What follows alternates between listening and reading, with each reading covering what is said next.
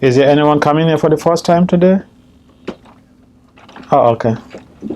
What's your name? Welcome. Welcome. Sometimes, we're compelled to ask, how did you hear about this place? I met someone at Lotus View in Brooklyn, and they told me that they came here. Ah, okay.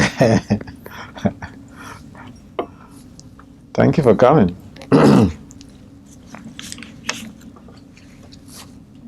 So we say some prayers before we discuss the text for today. It's more or less an invocation of prayer, a prayer that is meant to seek for the blessings of Sri Radha Madhava, Lord Krishna, the husband of the goddess of fortune, and his counsel to help us guide our thoughts and our spoken messages for the benefit of all. Jaya Radha Madhava Kunja Bihari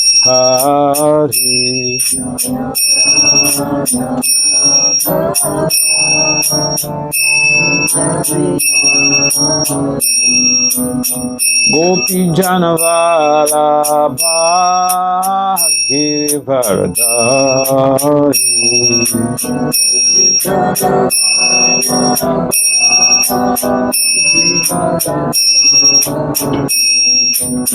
Yashodanandana Brajajana Ranjana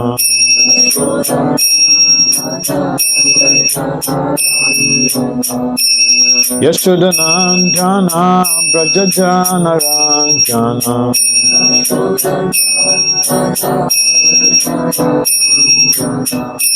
Yashodanandana Brajajana Ranjana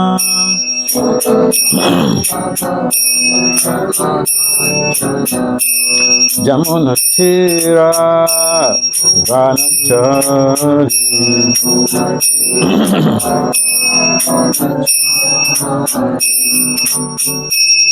Hare Krishna Hare Krishna Krishna Krishna Hare Hare Hare Rama Hare Rama Rama Rama Hare Hare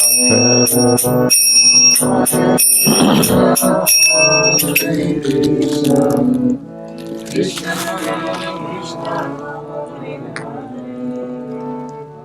Hare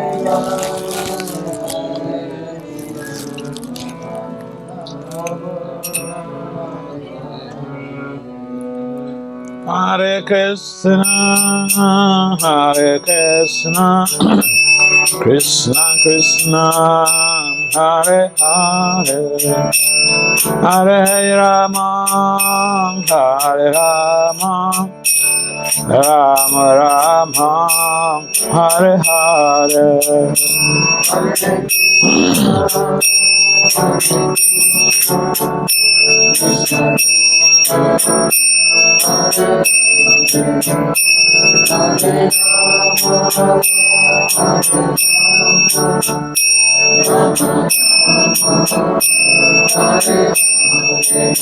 Jaya Radha Govinda Radha Govinda Radha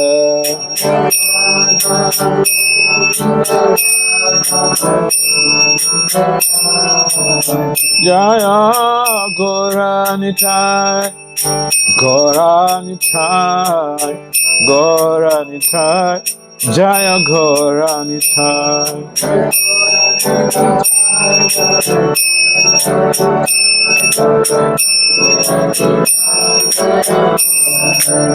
Jaya Prabhupada Jaya Prabhupada Prabhupada Srila Prabhupada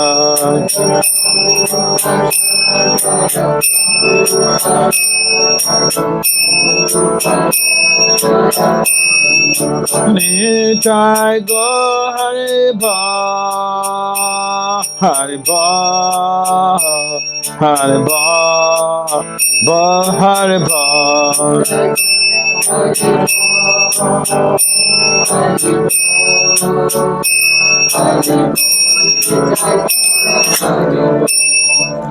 Jai Om Vishnupad Paramahamsa Parivrajakacarya Astotra Satat Sitsimad Divine Grace is confounded Acharya Shila Abhachan Vin Bhakti Vedanta Swami Prabhupada Maharaj Ki Jai Jai Om Vishnupad Paramahamsa Parivrajakacarya Astotra Satat Sitsimad Divine Grace Srila Bhakti Siddhanta Saraswati Thakur Goswami Prabhupada Maharaj Ki Jai Ananta Koti Vaishnavin Ki Jai Namacharya Srila Haridas Thakur Ki Jai Prem Si Kahao Sri Krishna Chaitanya Prabhu Nityananda Si Advaita Gatadara Si Vasadi Si Gaura Bhaktivinoda Ki Jai Sri Radha Krishna Gopal Gopinath Yamakunda Radha Kunda Giri Govardhana Ki Jai Sevandavan Dhamma Ki Jai Simaya Panavadip Dhamma Ki Jai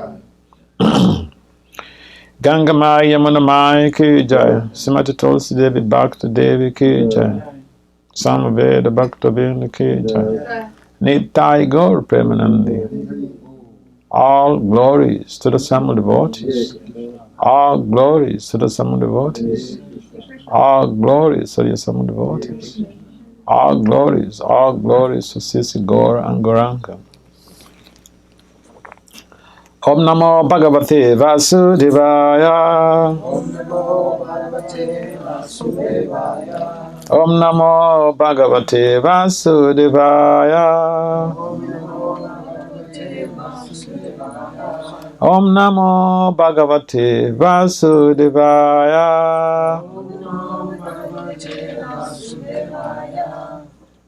So, again, welcome everyone to this Saturday get-together, spiritual get-together here in the Matchless Gift, 26 Second Avenue here in New York. So, text is 68 of the 18th chapter, the perfection of renunciation. This is the concluding chapter of the Bhagavad-gita.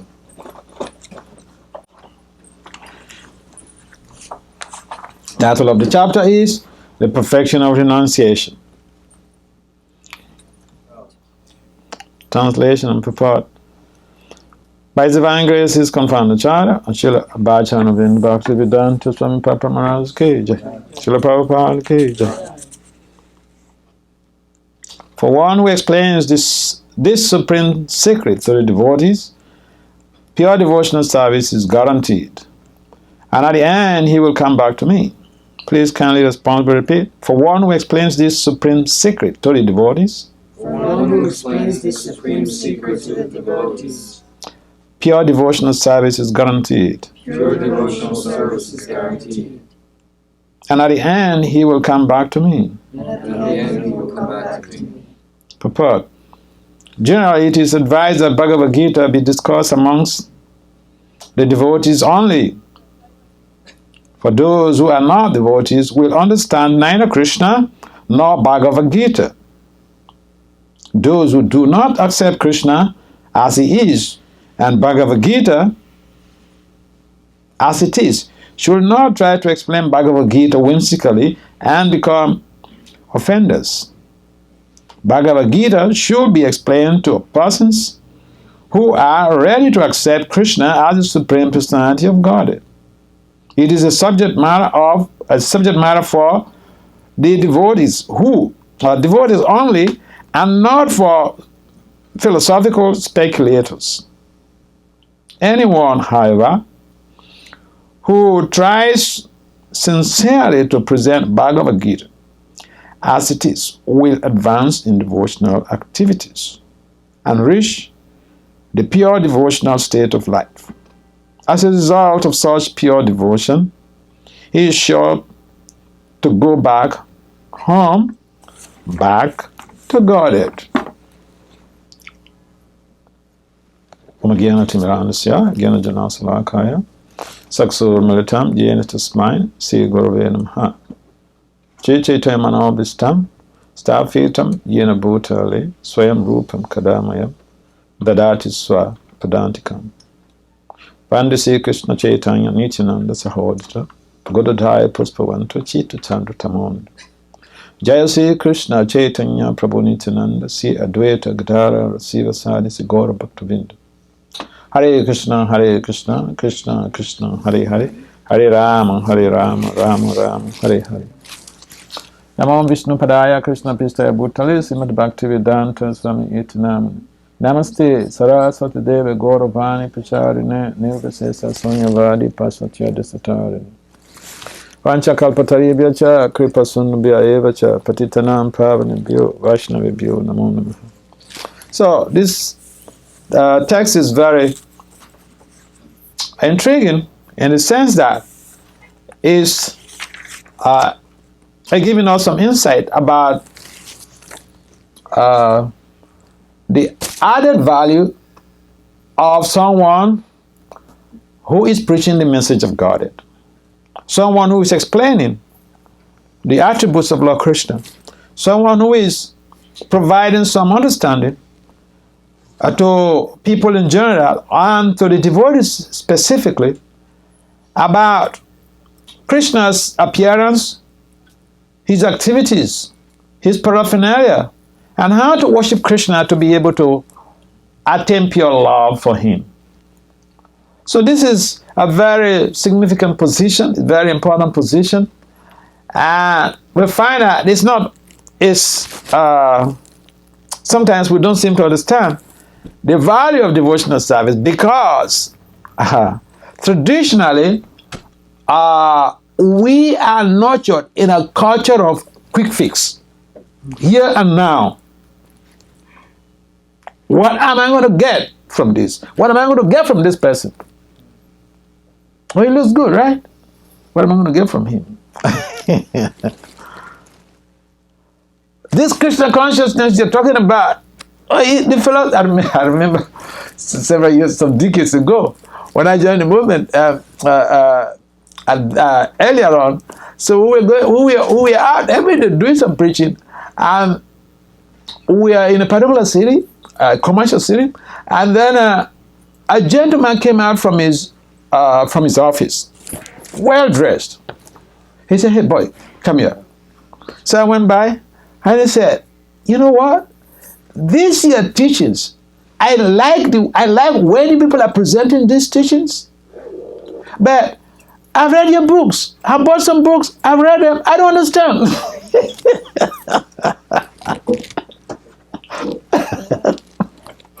He said, I mean, he was very confessional. He said he couldn't understand. So, the Bhagavatam explains that those who are not purified in their senses, the senses are not purified, impure senses, it is very difficult to understand the message of God. If one is understanding and appreciating the message of God, it means that he has accumulated krita, punya, punja, heaps and heaps of pious merit. So again, that brings to light the very idea that if someone walks into our midst, someone walks into our temple, that person should be revered. If even we can't physically worship that person, we should worship that person from within. In other words, we should show that person some high self-esteem. Because even Lord Krishna mentions in this very Gita that out of thousands amongst human beings, one may desire for perfection. One may desire for perfection. Huh? He didn't say 61 because I was just reading some things I was trying to get us some data, and then about Trump's impeachment. So 61% of women they're very desperate that Trump should be impeached and removed from office. So Krishna is not saying 60 something percent. He said out of thousands amongst human beings. He said out of thousands among human beings, one may desire for perfection. That is the reality of Krishna consciousness.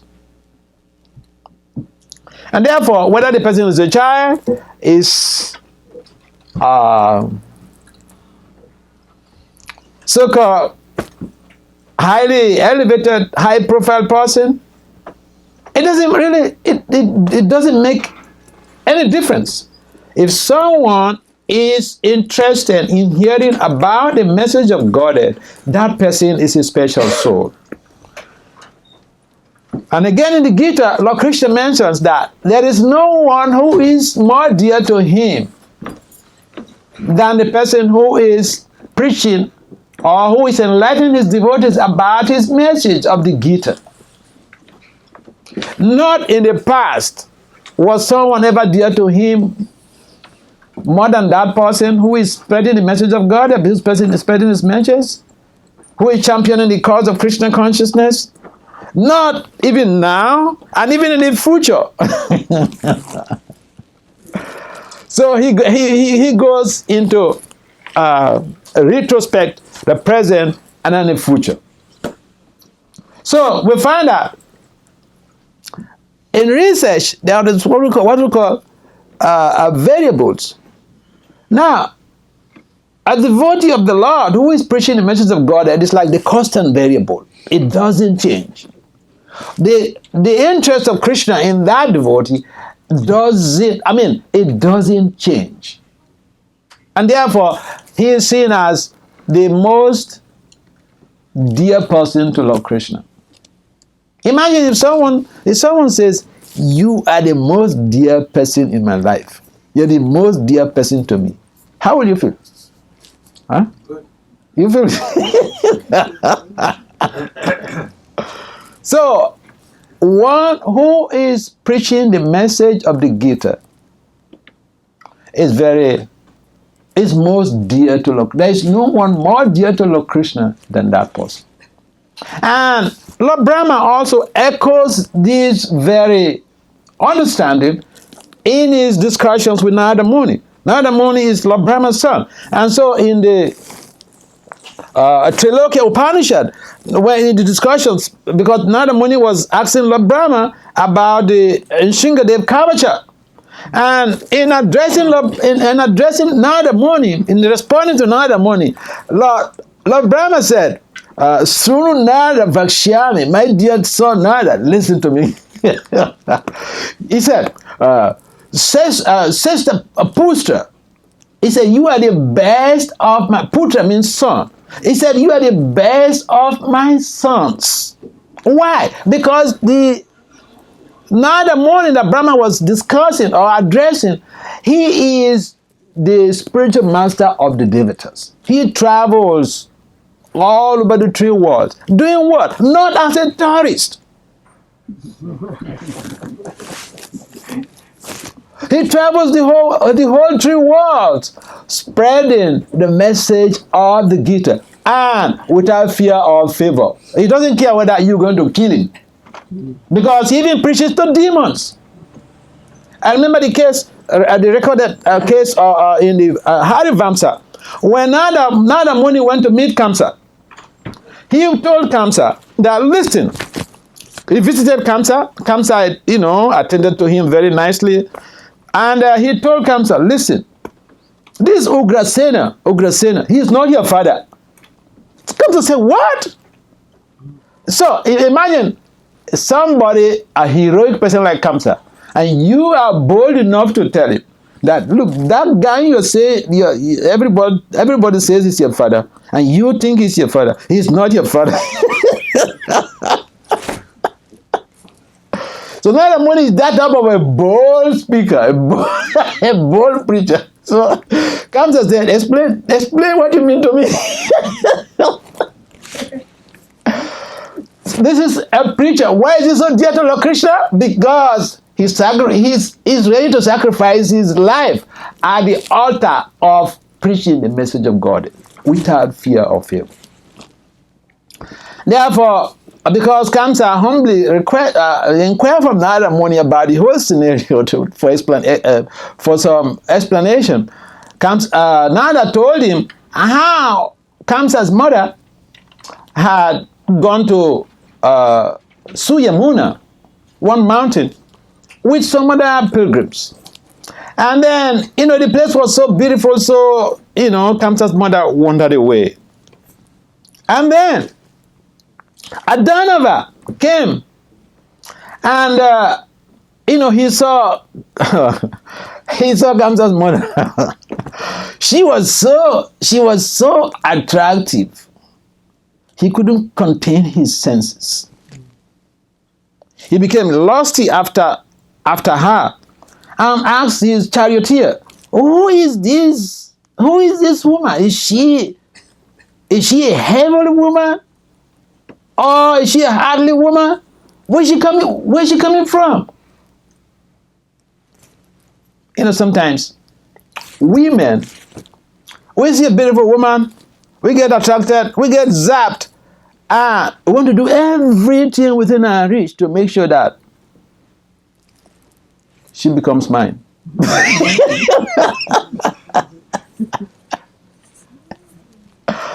And so,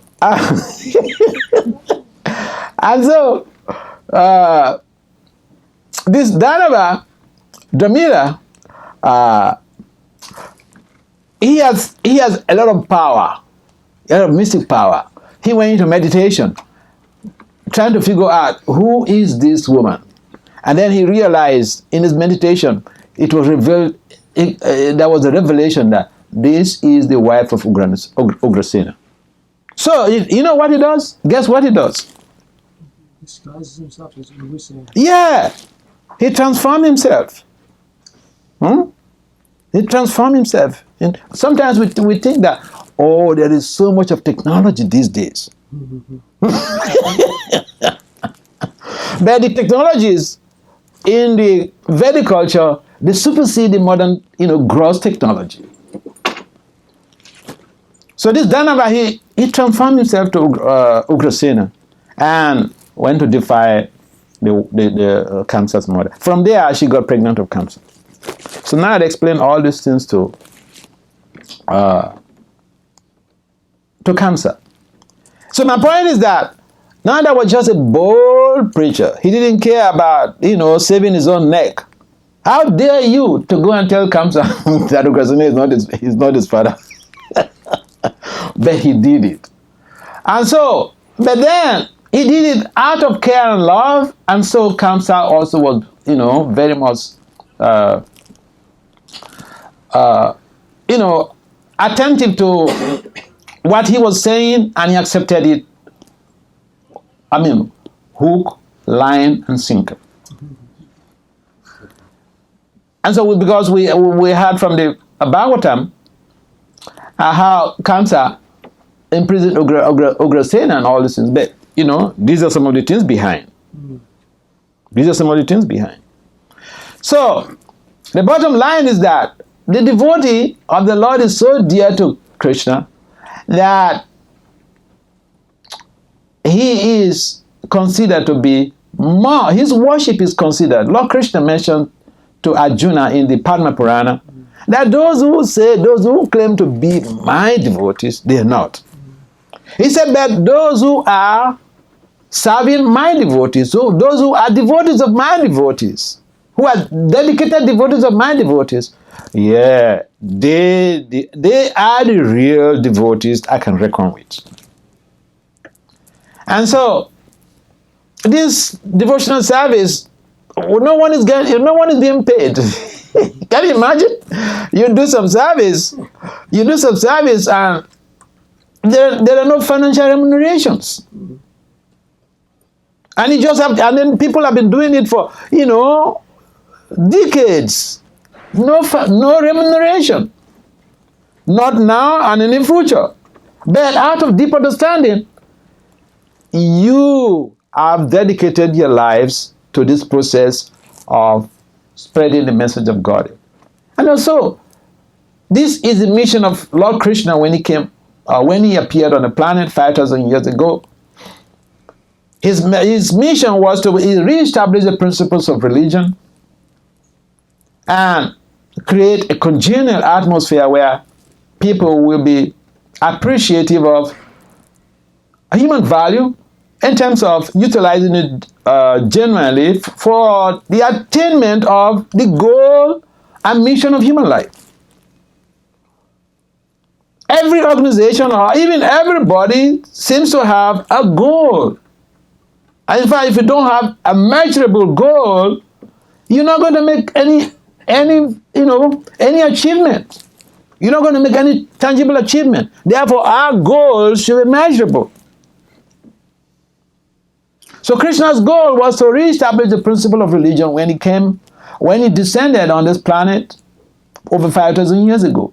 And the devotees of the Lord are helping to advance the Lord's mission in terms of spreading the message of the Gita. Imagine this Bhagavad-gita, where Prabhu just mentioned before we started, that today is Gita Jayanti.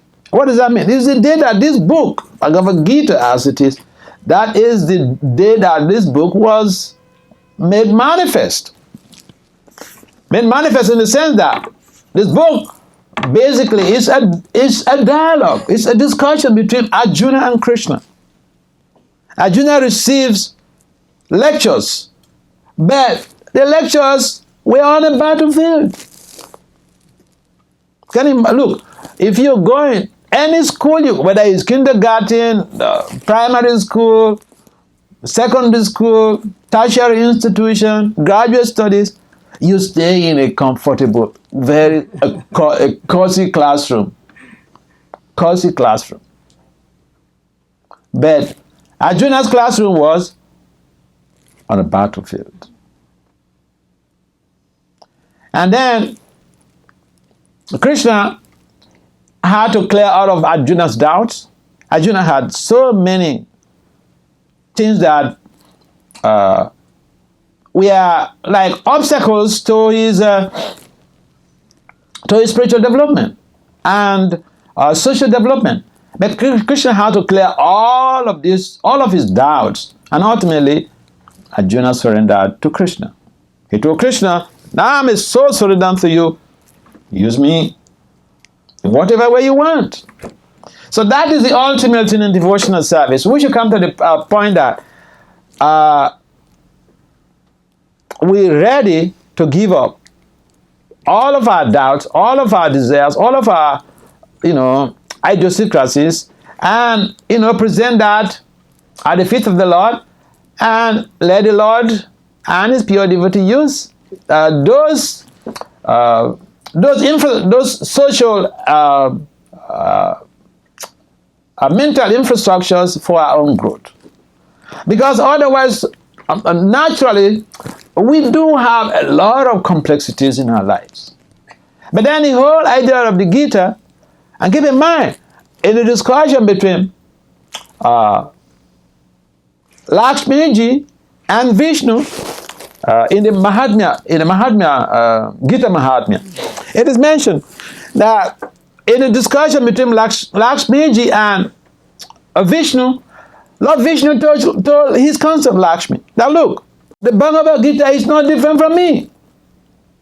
So, in other words, this Bhagavad-gita is a deity. It's a book deity.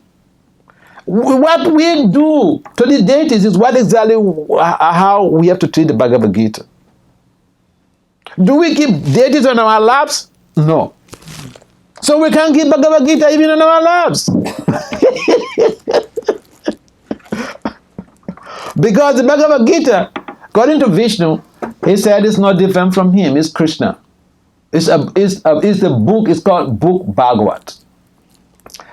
And therefore, the devotee who is helping to promulgate the teachings of the Gita, which is not different from Krishna, is like carrying the banner of Krishna consciousness and going all over the world, in all nooks and crannies, to be able to create an awareness about Krishna and his message to the world for a positive spiritual and social change. So you find that if someone is doing our will, if we have kids, and then a kid that is very submissive, he is helping or she is helping to do whatever they can to be able to sustain the culture of the family, that child becomes very dear to the parents. And therefore, for the devotee who is helping to sustain the culture of the Gita, that person, he is very dear to Lord Krishna. And therefore, what is important for us on this day of Gita Jayanti is to think of how we could be dear to Lord Krishna.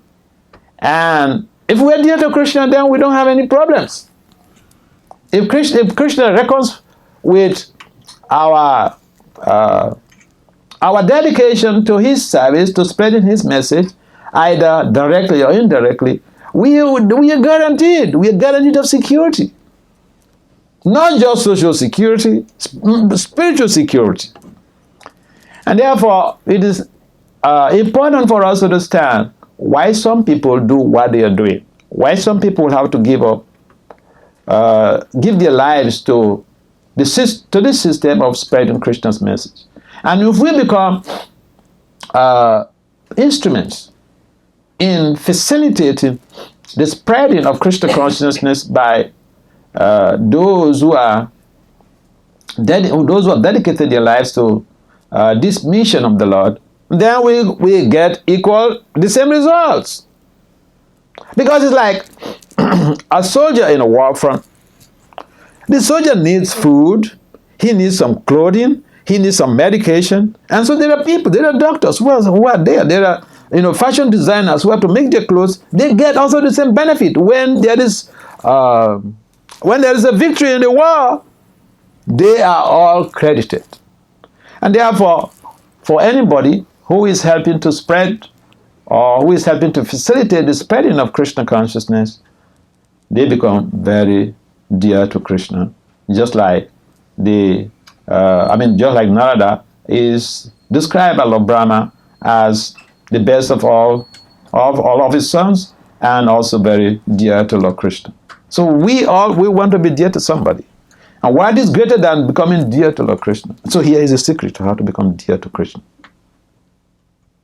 And when we become dear to Krishna, Krishna comes to our rescue in all circumstances.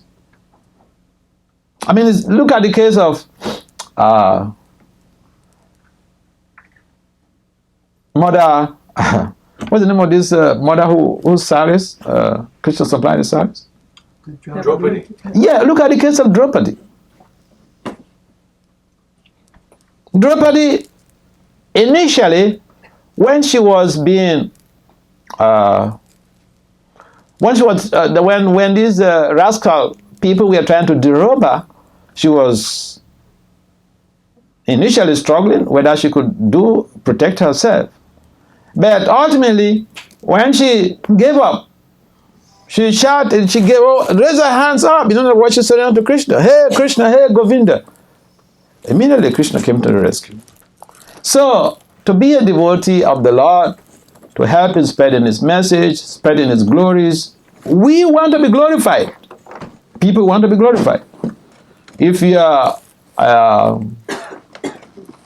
an artist, a musician, and then you debut an album about the glories of Trump, basically you get this attraction and you'll be able to get some good deal. Okay. Because by nature we want to be glorified, but that glorification should be dovetailed to Krishna. Then we can reap eternal results. Any other type of glorification that we try to do, when the person is in trouble, we are also going to be in trouble. Or we might be in trouble before even the person. I mean, look at the case of Trump. A number of people who worked for him, who were close to him, who were helping him, they're into trouble, they're in jail. So, if we work for Krishna, we will never be in jail.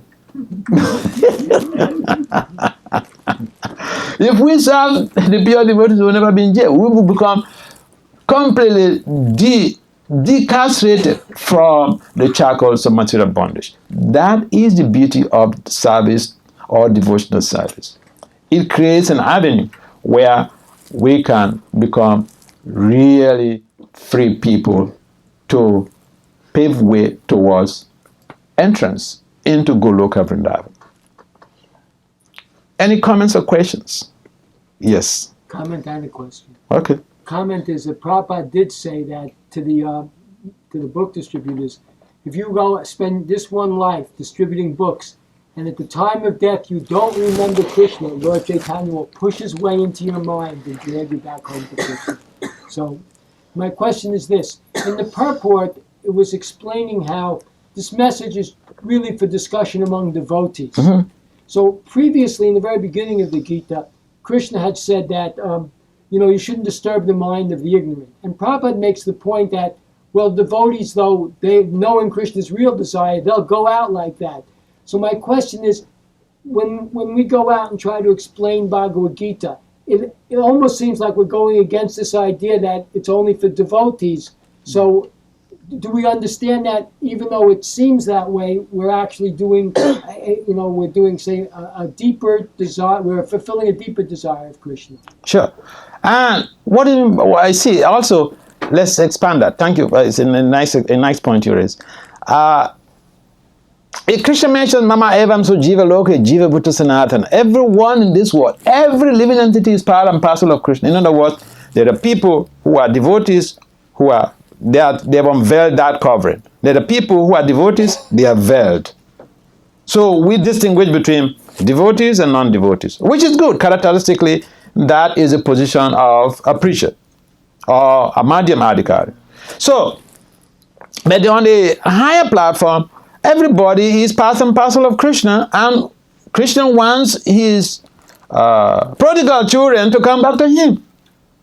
Those who are being attributed to be non-devotees, they are still Krishna's children. In other words, they are Krishna's prodigal children. People who have deserted Krishna's shelter.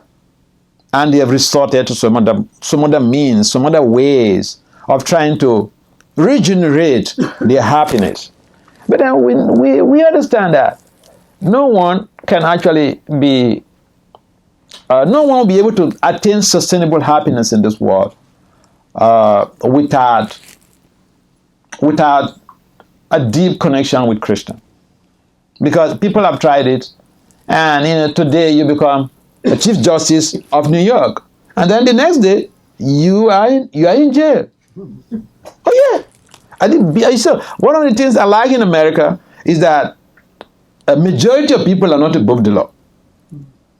Because if you go through, even the politicians, senators or whatever, judges, a number of these people, they've gone to jail. Once you go contrary, even small thing, there is nothing, forgiveness, nothing like that.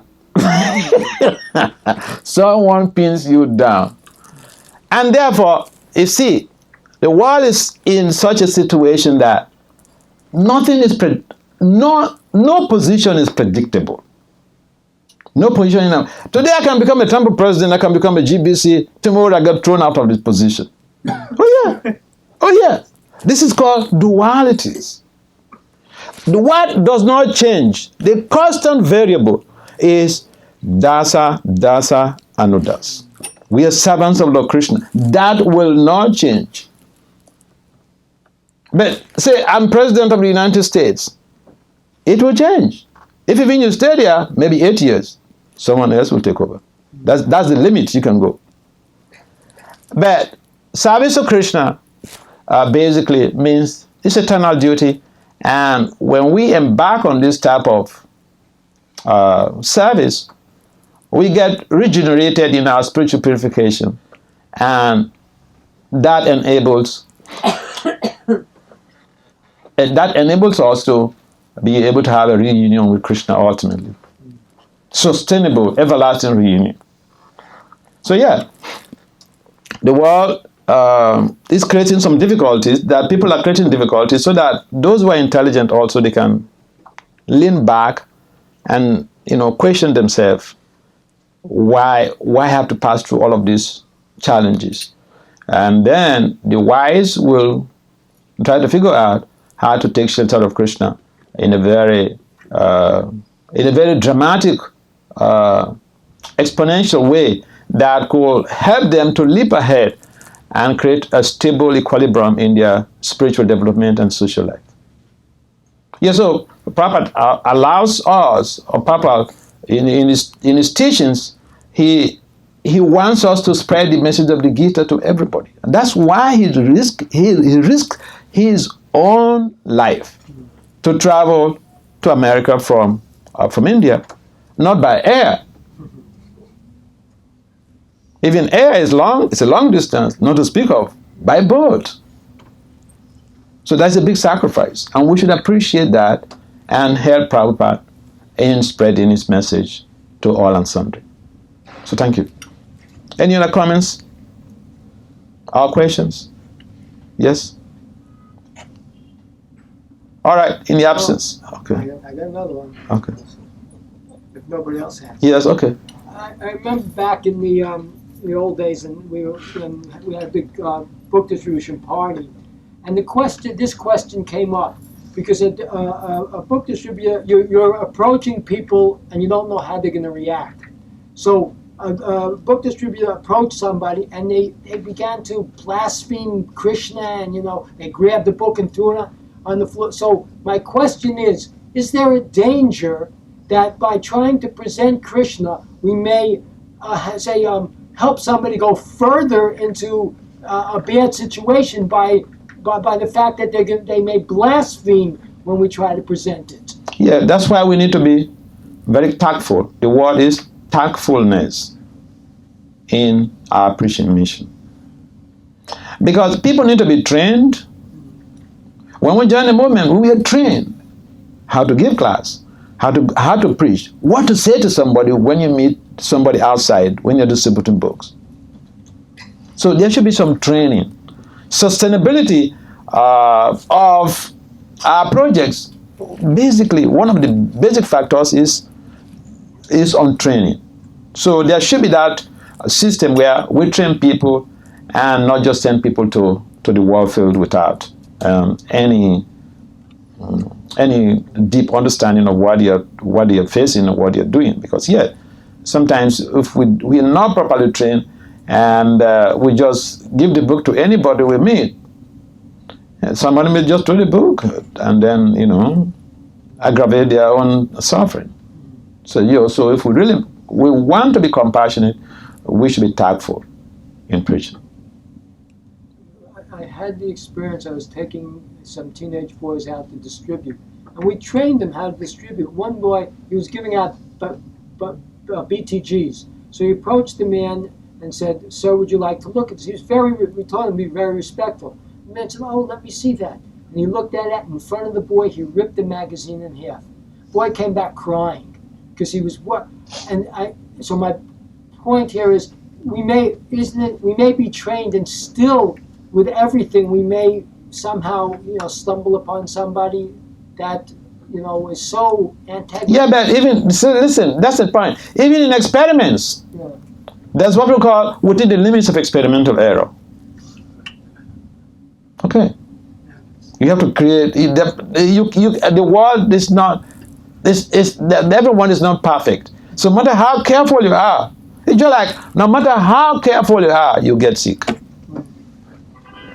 What's the name of this guy? Howard Hughes? No, there is this African American. He was a very famous musician. Michael Jackson. Yes. Michael Jackson. He made a cage for himself. Huh? So he doesn't get sick. But anyway, he died also. Pralananda Swami gave a class here one time. He talked about Howard Hughes did the same thing. Okay. Like a special room, no germs could enter.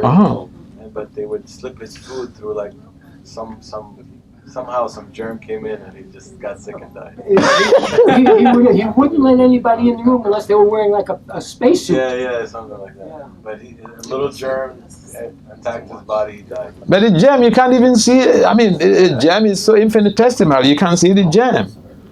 So, yeah, no matter how, so my point is, so even in preaching, no matter what you do, somebody will come up being funny. Yeah.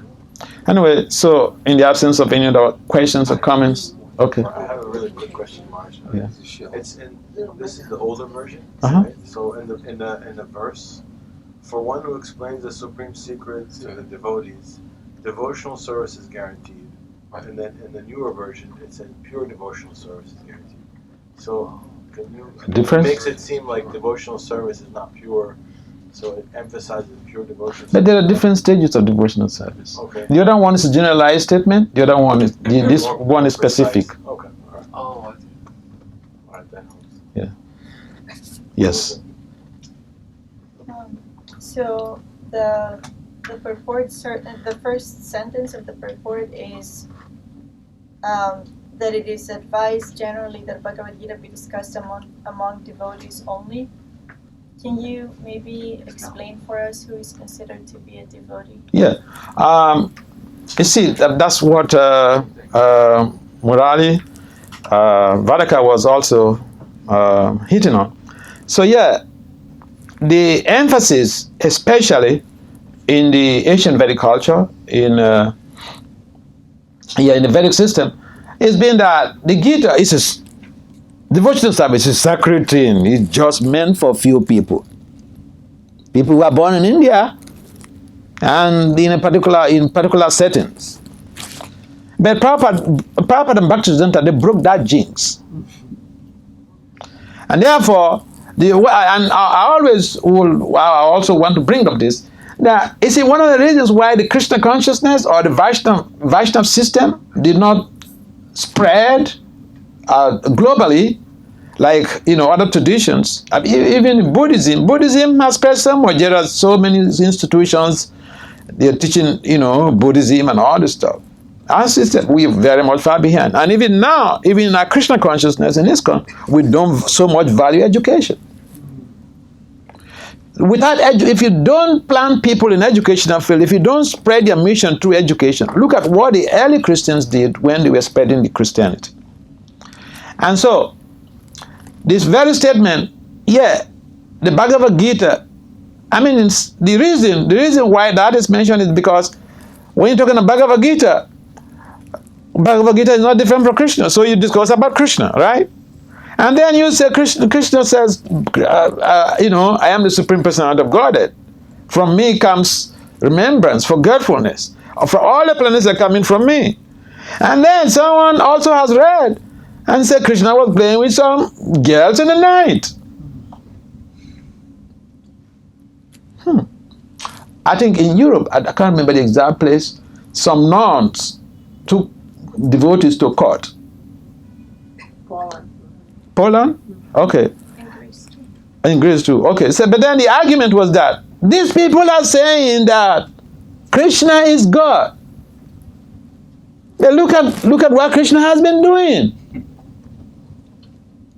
He plays with people's wives. He plays with all these young girls, unmarried girls in the night, and all this stuff. And they call this person God. I think in that case, I was referring to the judge threw off the case, dismissed the case, acquitted. He just dismissed the case. They didn't have any ground. Krishna is in the heart of the judge. Okay. So frankly speaking, when you say discussion of Gita should be among devotees, and who is that devotee? It's like the pastimes of the Lord in the 10th canto with the gopis should not be discussed openly because people will miscue. They will become offensive. And so when you say Gita, Gita encompasses, Krishna's claims and Krishna's activities, and, he's persuading Arjuna to go to war. What you said, this person is God. God is supposed to be about peace. He was persuading someone to fight, to kill people, without understanding the background of the narrative. So yeah. But Lord Chaitanya has given us the empowerment, has given devotees the empowerment. Go to every nook and corner of the globe and spread the message of God, spread the message of the Gita. So, and the results, we have seen the results, a number of people who are ordinarily speaking, malicious, and they have become devotees. And so, yeah, initially that was the assertion because of the setting. But then, in the globalized era, Lord Chaitanya said, go everywhere and preach. Initially, even people, sadhus, they don't go outside of they don't cross the Indian Ocean. Oh yeah, there were so many restrictions. They are afraid of falling down. Coming out, crossing the Indian Ocean, it means you're going into Maya. You're looking for trouble. So yeah, that was the genuine reason. But now, with the help of, with the empowerment of Lord Chaitanya, this movement, this Bhagavad-gita is being spread all over the world on a global level, and is really been accelerating exponentially. And the results are also there. People who were not exposed to Krishna consciousness, who are not even from Hindu backgrounds, and they have become, Goswamis, spreading Krishna consciousness all over the world. So that is the effect of Lord Chaitanya's mission, Lord Chaitanya's empowerment. And so yeah, that was there, but now the reverse is the case. When empowerment comes, things change. And it's only the Lord who can create those type of sustainable change. The Lord or the pure devotee could create that type of sustainable change. Yeah. And Maharaj, it's interesting that so in the Bhagavad-gita, where Krishna in places like towards the end of the 18th chapter, right, where he emphasizes that this knowledge should be taught it should be discussed amongst devotees, and then as you mentioned, how Lord Chaitanya says, wherever you go, whomever you meet, you should teach them Bhagavad-gita, be their guru. So it would seem, without looking deep into not just the context of the direction, the instructions that Krishna is giving the Bhagavad-gita and Lord Chaitanya is giving in Chaitanya Charitamrita, but also if you look at the philosophy behind Krishna's directions, you can see how actually there's no contradiction, because in the Bhagavad-gita, Krishna is explaining how everyone's a spirit soul and everyone's actually a devotee of Krishna. Mm-hmm. So actually, when Krishna says that this confidential knowledge should be shared amongst devotees, that actually means every living entity. So it's sort of it takes a deep it requires a deep an intent to look deeply at the truth, to be able to understand how to see side by side these instructions that are apparently contradictory. Yeah, they are not really contradictory, because Krishna's words in the Gita encapsulates Lord Chaitanya's statements also. Right. Yeah. So, thank you. Again? Okay. Well, one thing, this idea of look at this Krishna, he's dancing with the early Christian missionaries who came to India. They used that very effectively to convert. How could God be so immoral? And on the point of explaining the Bhagavad-gita, my own little experiences, I've had opportunities to deal with people who right away you could see they were very strict Christians. Rather than say this is the Bhagavad-gita, to present the philosophy that they could relate to first, they become a little bit comfortable with the idea, and then you can be this is what it says in the Bhagavad-gita. Because ultimately in theistic traditions we find a great similarity. And if you can present the philosophy of Gita in a way that it resonates with their own understanding, that opens them up to be able to hear, oh, this is from the Bhagavad-gita. So you don't immediately say, Krishna says, Gita says, but rather you present the philosophy. This goes along with what you're saying. You train a preacher how to preach, how to approach somebody tactfully. So you can understand this person may react to the idea of Krishna, but if you tell them God is great, God is the source of everything, we're all God's children, then they say, yeah, and they can begin to hear a little bit. All right, so thank you very much for all of your contributions. We'd like to draw this curtain. One more. This is a follow-up on the comment that Subhangada made and Glikariya seconded about nuns suing the devotees. Okay. So this is a very short. Mm-hmm. With the spreading of Hinduism worldwide, a nun in Warsaw, Poland, filed a case against ISKCON. The nun remarked that ISKCON was spreading its activities and gaining followers in Poland. She wanted ISKCON banned because its followers were glorifying a character called Krishna, who had loose morals, having married 16,000 women called gopis. The ISKCON defendant requested the judge. ISKCON was the defendant. So the ISKCON defendant requested the judge, please ask the nun to repeat the oath she took when she was ordained as a nun. The judge asked the nun to recite the oath loudly, but she would not. The ISKCON man asked permission if he could read the oath out the oath for the nun, since she refused. Go ahead, said the judge. The oath said, in effect, that the nun is married to Jesus Christ. So then the ISKCON man said, Your Lordship, Your Honor, Lord Krishna is alleged to have married 16,000 women only. But there are more than 1 million nuns who assert that they are married to Jesus Christ. Between the two, Krishna and Jesus Christ, who has a loose character? And what about the nuns? That's an interesting point. Devotees sometimes are given some intelligence from Krishna. Sure. Yeah, this is very interesting.